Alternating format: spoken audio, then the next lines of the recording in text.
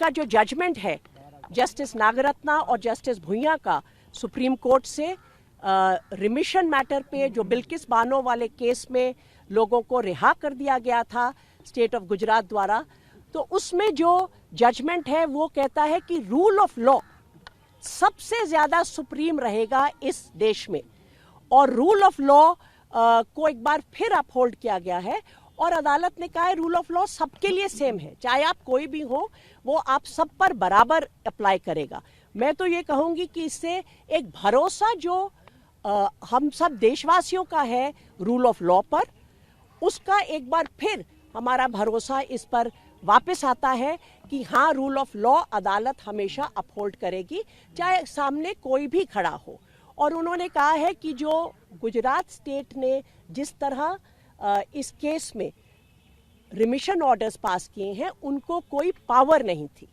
जो पावर है वो अप्रोप्रिएट गवर्नमेंट इस केस में महाराष्ट्र है, क्योंकि ये पर्टिकुलर केस जो 2002 में जो हिंसा हुई थी गुजरात में, उससे ये पूरी इंसिडेंट निकलता है, जिसमें इस पर्टिकुलर इंसिडेंट में 14 से ज्यादा लोगों की हत्या हुई थी और जो ये अक्यूज्ड हैं उनको उसमें कन्विक्ट किया गया था, और 3 औरतों के साथ गैंग रेप, उसमें बच्चों की भी हत्या हुई थी।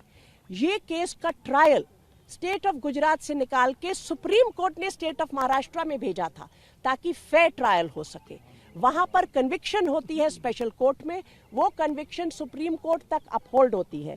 उसके बाद ये रिमिशन जो स्टेट ऑफ गुजरात देता है, ना तो कोड ऑफ क्रिमिनल प्रोसीजर में उनको इसकी का अधिकार है, ना सुप्रीम कोर्ट की जो कॉन्स्टिट्यूशन बेंच की जजमेंट्स है वो इसका अधिकार देती हैं। तो एक तरह से ये पूरा का पूरा जो सिलसिला चला, ये without the authority of law था, उसमें कोई भी तथ्य नहीं थे और कानून के खिलाफ था। अगर कोई ऑर्डर कानून के खिलाफ होता है और उसमें कोई भी स्टेट एक्ट करता है, उसको सेट असाइड कर दिया जाता है, क्योंकि वो कानून की नज़र में फैसला है ही नहीं।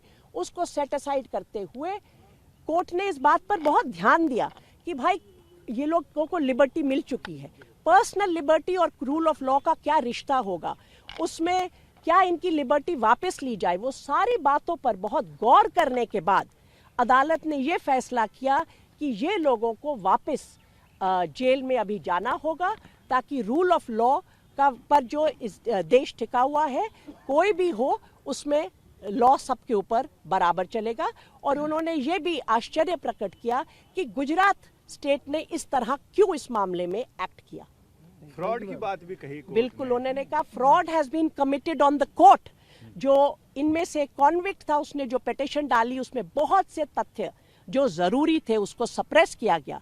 कॉन्विक्ट ने तो सप्रेस किया, मगर स्टेट ऑफ गुजरात ने भी उन बातों को अदालत के सामने दोबारा उजागर नहीं किया रिव्यू पिटीशन के जरिए। महिलाओं के सम्मान को लेकर के भी सुप्रीम कोर्ट ने जी, उन्होंने कहा कि देखिए इसमें जो महिलाओं का सम्मान है, महिलाओं की जो डिग्निटी है, अभी वो पूरी बातें तो पढ़ेंगे जब जजमेंट अवेलेबल होगा, उसको कैसे अपहोल्ड किया जाएगा, वो रूल ऑफ लॉ के थ्रू अपहोल्ड होता है।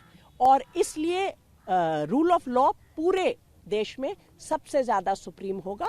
और अगर वहां पर कोई उसको सरकमवेंट करता है और अगर कोई स्टेट गवर्नमेंट उसके बीच में आकर किसी तरह पावर का यूसर्प करती है, आर्बिट्ररी एक्सरसाइज करती है, तो अदालत उसको नहीं टिकने देगा।